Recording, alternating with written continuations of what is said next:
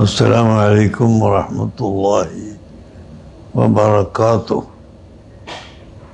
പ്രിയ സഹോദരങ്ങളെ, പരിശുദ്ധ റമദാൻ സമാഗതമായി ലോക മുസ്ലിംകൾ ഒന്നായി ആദരിക്കുകയും സ്വീകരിക്കുകയും ചെയ്യുന്ന പരിശുദ്ധ റമദാൻ പാവപ്പെട്ടവരെയും ധനികന്മാരെയും ഒരുമിപ്പിക്കുന്ന ഒരു മാസമാണ്. ദരിദ്രർ പട്ടിണി കിടക്കുമ്പോൾ ആ പട്ടിണി എന്താണെന്ന് അറിയാത്ത ധനികന്മാർക്ക് കൂടി പട്ടിണി കിടക്കുന്നതിൻ്റെ ബുദ്ധിമുട്ടും വിഷമവും മനസ്സിലാക്കി കൊടുക്കുകയാണ് നോമ്പിലൂടെ ചെയ്യുന്നതെന്ന്. അങ്ങനെ ദാനധർമ്മത്തിനും ഖുർആൻ പാരായണത്തിനും മറ്റെല്ലാ സൽക്കർമ്മങ്ങൾക്കും 1/70 ഏറ്റവും ചെറിയത്, ചിലപ്പോൾ അതിലധികവും പ്രതിഫലമുള്ള ഒരു മാസമാണ് പരിശുദ്ധ റമദാൻ മാസം. ഈ മാസത്തിലാണ് പരിശുദ്ധ ഖുർആൻ അവതരിക്കാൻ തുടങ്ങിയിട്ടുള്ളത്. ഈ മാസത്തിലാണ് യൗമുൽ ഫുർഖാൻ എന്ന ഹക്ക് ബാത്തിൽ വേർതിരിക്കുന്ന, ഈമാനും കുഫറും വേർതിരിക്കുന്ന അതിപ്രധാനമായ ബദർ ദിനം ഉണ്ടായത്. ഈ മാസത്തിലാണ് ലൈലത്തുൽ ഖദ്ർ എന്ന ഏറ്റവും പുണ്യമായ ഒരു രാത്രി.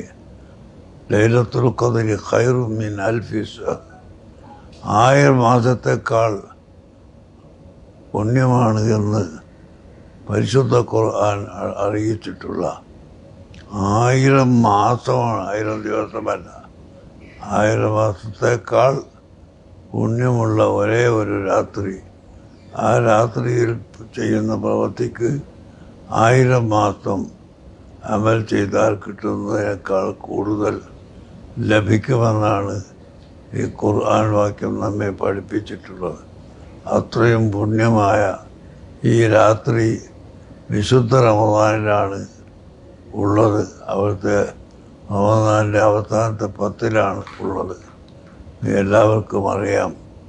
പക്ഷേ ഒറ്റ ദിവസം കൊണ്ട് നമ്മുടെ ആരാധനകൾ പരിമിതപ്പെടുത്താതിരിക്കാൻ വേണ്ടി അല്ലാഹു തആല അത് ഇന്ന ദിവസമാണെന്ന് അറിയിച്ചില്ല. അവസാനത്തെ 10-ലുള്ള ഒറ്റ രാവുകളിൽ എന്ന് മാത്രമാണ് നമുക്കറിയിച്ചു തന്നിട്ടുള്ളത്.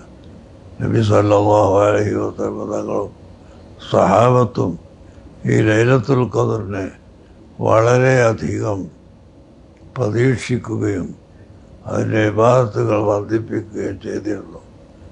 ബദർ യുദ്ധം എന്ന് കേൾക്കുമ്പോൾ ഇസ്ലാം ഒരു യുദ്ധത്തിൻ്റെ മതമാണ് എന്ന് പലരും പറഞ്ഞ് തെറ്റിദ്ധരിപ്പിക്കാറുണ്ട്. വിശുദ്ധ ഖുർആൻ തന്നെ വ്യക്തമായി നമുക്ക് പഠിപ്പിക്കുന്നു, വഹും ബദഊക്കും അവ്വല മറ.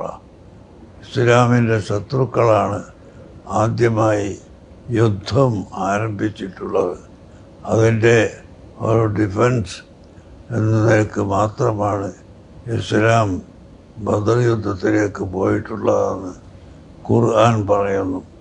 അതുകൊണ്ട് ഇസ്ലാം ഒരിക്കലും യുദ്ധം ചെയ്ത് വെട്ടിപ്പിടിച്ച മതം അല്ല. ഇസ്ലാം എല്ലാവരുടെയും ആശയം, എല്ലാവരും പറയുന്നത് പോലെ അള്ളാഹുവിൻ്റെ ഏകത്വത്തെ സംബന്ധിച്ച്, തൗഹീദിനെ സംബന്ധിച്ച് സയ്യിദുനാ റസൂലുള്ളാഹി സ്വല്ലല്ലാഹു അലൈഹി വസല്ലമ മക്കയിലെ ജനങ്ങൾക്ക് പറഞ്ഞു കൊടുക്കുകയായിരുന്നു. സൗകര്യമുള്ളവർക്ക് സ്വീകരിക്കാം, അല്ലാത്തവർക്ക് ഓണ വഴിക്ക് പോകാം എന്ന നിലക്കാണ്. പക്ഷേ ആ പ്രവർത്തനത്തെ തടയാനും നബി സല്ലല്ലാഹു അലൈഹി തങ്ങളെ കൊല്ലാനും മുശ്രിക്കുകൾ തീരുമാനിക്കുകയും അതിൻ്റെ അടിസ്ഥാനത്തിൽ അവർ യുദ്ധത്തിനൊരുങ്ങുകയുമായിരുന്നു. അതാണ് അല്ലാഹു വഹും ബദഊക്കും അവ്വല മറത്തിൻ എന്ന് പറഞ്ഞത്. അവരാണ് ആദ്യമായി യുദ്ധം തുടങ്ങിയത് എന്ന് മുസ്ലിം സമുദായം അല്ല.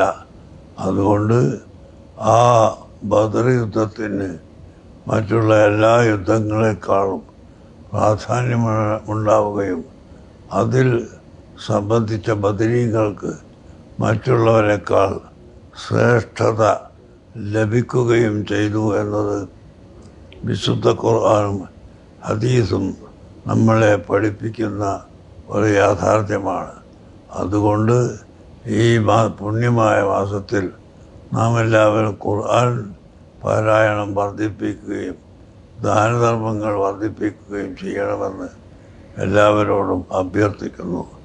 എത്രയോ പാവപ്പെട്ട ജനങ്ങൾ കഷ്ടപ്പെട്ട് ജീവിക്കുന്ന സമയമാണ്. അതുകൊണ്ട് അവർക്ക് നിങ്ങളാൽ കഴിയുന്ന എല്ലാവിധ